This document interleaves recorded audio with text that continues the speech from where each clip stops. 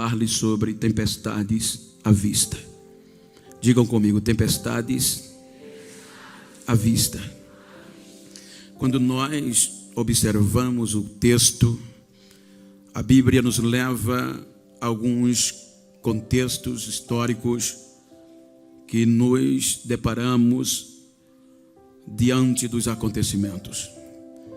Quando nós visualizamos o contexto de uma igreja poderosa, que era pautada pela ação do Espírito Santo, que era a igreja de Corinto, era uma igreja onde o Espírito Santo tinha liberdade, e ela foi fundada por uma das viagens do apóstolo São Paulo, e esta igreja tinha uma liberdade com o Espírito Santo, que a Bíblia diz que ele atuava todos os cultos de uma forma excepcional.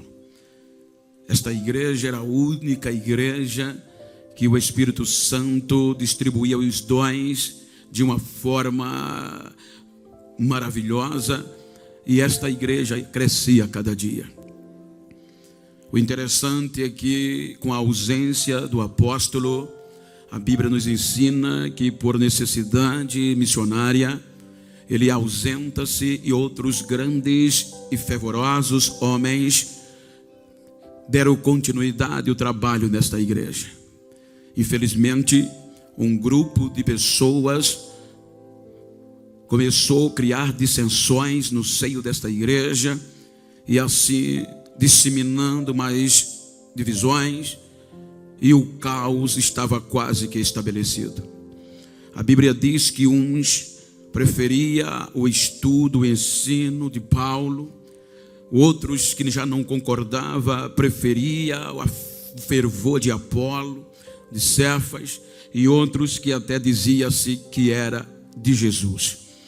E um culto do grupo de Paulo, conforme eles denominavam, então os pentecostais não iam, porque os pentecostais estavam voltados para o fervor de Apolo, e isso entristeceu o Espírito Santo. E para piorar, estes grupos que quiseram desfazer, macular a imagem do apóstolo acerca da sua chamada. Então, quando Paulo fica sabendo os acontecimentos que esta igreja estava vivendo e a dissensão que estava causando danos àquela igreja, ele escreve este parecer. E ele começa falando de experiências da caminhada que ele teve ainda na tenra-idade.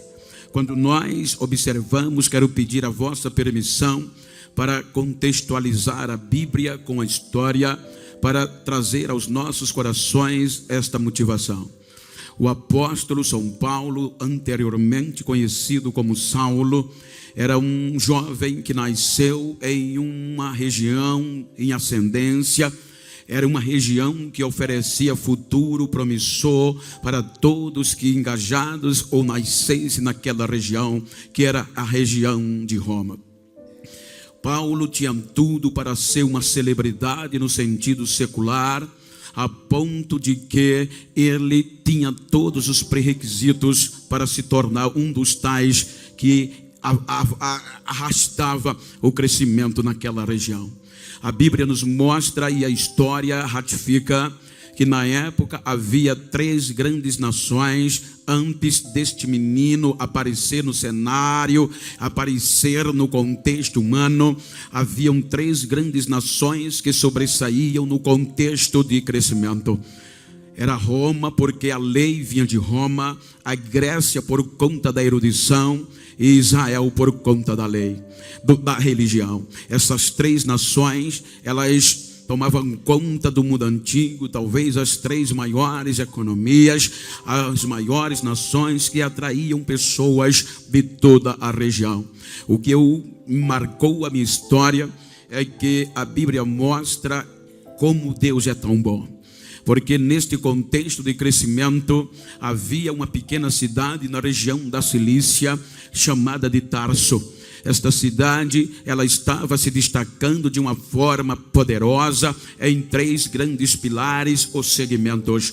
A cidade de Tarso, ela se tornou conhecida antes de Saulo nascer pela evidência dos seus acadêmicos, dos seus filósofos, dos seus matemáticos, de homens que mudaram a história daquela região. Homens, porque a cultura no contexto de Tarso, ela era acima da média. A história diz que a pequena cidade de Tarso, em relação a outras, ela estava chamando a atenção dos governantes, de todos os moradores daquele tempo, por conta que o nível cultural dos seus moradores estavam acima da expectativa. Era uma cultura que elevava-se a cada dia, e esta cultura fazia com que os matemáticos, os filósofos, os grandes eruditos que eram formados aos pés de Nestor e Antenedoro, 2 grandes mestres da academia da cidade de Tarso, e estes homens eram responsáveis para engrandecer a formação acadêmica dos moradores de Tarso.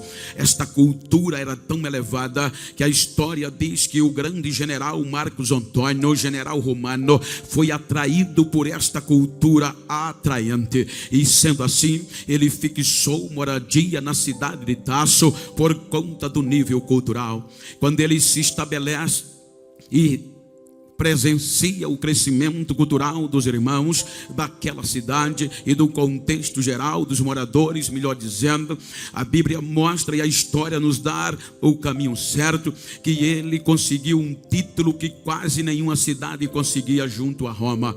Agora o general conseguiu o título de cidade civita para a cidade de Tarso, um título que a excluía de pagar todos os impostos a Roma. Era um título que queria dizer que uma cidade era livre de enviar os seus impostos a Roma, que era obrigação de todas elas. Agora a cidade de Tarso, um nível cultural tão grande, agora ela livre de mandar impostos para o contexto de Roma. Então agora ela cresce cada vez mais no sentido econômico e político. Agora o contexto político é tão avassalador que o general consegue mostrar ao imperador romano, e o imperador assim ratifica, dizendo: por conta da cultura e do poder econômico de Tarso, os seus moradores podiam formar as suas próprias leis e criarem os seus próprios tribunais, e com isso a cidade crescia assustadoramente no contexto econômico e político e cultural. Foi neste contexto que a cidade começou a crescer, a economia começou a aumentar e ser fonte de rentabilidade a alguns segmentos no contexto do mercado. A Bíblia e a história nos leva a ver que a cidade começou a crescer no contexto econômico por 2 segmentos. Primeiro, o segmento da madeira, e segundo, o segmento do tecido. Havia um tecido na época conhecido como Cilicium, que era um dos melhores tecidos para a construção de tendas, que atraíam pessoas de toda aquela região circunvizinha para migrar para Tarso, porque já era futuro garantido. Qualquer família que quisesse um futuro promissor para os seus descendentes, elas partiam para fixar moradia na cidade de Tarso, porque lá já havia empregabilidade e os contextos já dava rentabilidade, e cada família, na sua maioria, fazia questão de migrar para Tarso. Foi arrastada por este crescimento tão feroz e tão avassalador, que a Bíblia diz que a família de Saulo, antes do seu nascimento, ela migra para fixar moradia no bairro judeu, na cidade de Tarso. É neste crescimento, é no meio deste crescimento secular e promissor, que nasce o menino Saulo, lá na cidade de Tarso. Agora, o contexto nos mostra que Saulo começa a desenvolver a sua infância, e os grandes líderes rabínicos judaicos, eles sempre batiam em alguma tecla favorável para a família. Eles ensinavam nos cultos nas sinagogas que o pai tinha a obrigação de ensinar uma profissão ao menino ainda na tenra idade, e quando o menino completava 5 anos de idade, então o pai tinha a obrigação de de catequizar a sua mente acerca de quem foi, de quem era e quem sempre seria o Deus de Israel, para quando o menino crescer não se desviar do caminho da lei. Então era obrigação paternal colocar a mensagem de Deus na cabeça, na mente do menino a partir dos 5 anos de idade. E a partir daí, no desenvolver da criança, o pai tinha que ensinar a ele uma profissão, porque os líderes decidiam que quem não trabalha não tem direito a comer. O menino judeu já crescia sendo um bom negociador, e eles eram uma forma protetiva, porque eles defendiam que quem não trabalha, a probabilidade de se tornar um malfeitor, ela cresce assustadoramente.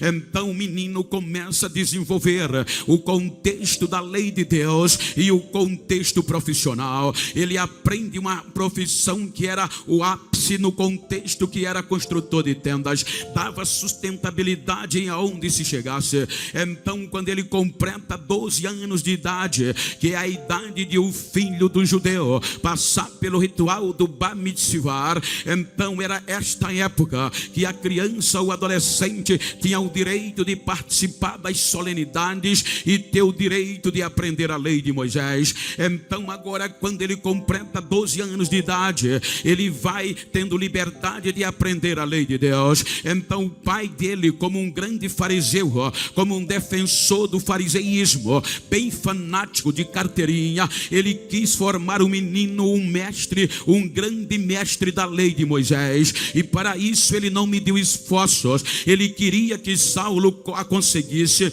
aquilo que ele não conseguiu no patamar espiritual. Então quando o menino completa 14 anos de idade, diz a história que o pai envia Saulo para estudar a lei de Moisés em Jerusalém, aos pés do melhor e maior mestre da lei de Moisés, que era Gamaliel. Quando Jesus já estava no anonimato, agora em Jerusalém, com 14 anos de idade, Saulo começa a estudar a lei de Moisés, e ele era aplicado, porque a Bíblia nos mostra isso. Quando ele entra em Jerusalém com 14 anos, a história Paul-Gard nos diz que Jesus estava com 29, com 24. Saulo era mais novo do que Jesus, cerca de 10 anos. Agora imagina, ele chega com 14 em Jerusalém e Jesus está com 24 em Nazaré. Os dois estão no anonimato, os dois estão esquecidos, porque ainda não chegou a hora.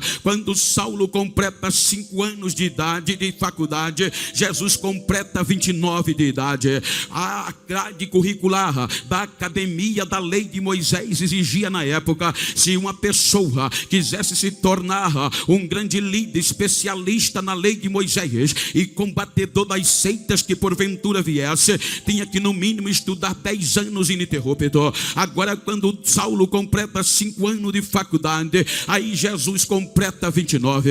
A Bíblia diz que quando Jesus completa 29 anos, ele começa a impactar o contexto da época. Ele arrebenta, ele traz um avivamento, um rebuliço no contexto religioso de Jerusalém. Ele impacta o contexto político. Agora Jesus entra pregando a mensagem da reconciliação. Jesus vem dizendo que ele veio para desfazer as obras do diabo. Ele disse: o diabo veio para matar, para roubar e para destruir, mas eu vim para que tenham vida e a tenha com abundância. Jesus veio trazendo a esperança para o perdido. Ele veio acreditar em quem ninguém acreditava mais. Ele veio nos pegar, purificar os nossos pecados e nos levar para o céu de glória, aonde de lá Adão nos tirou de lá.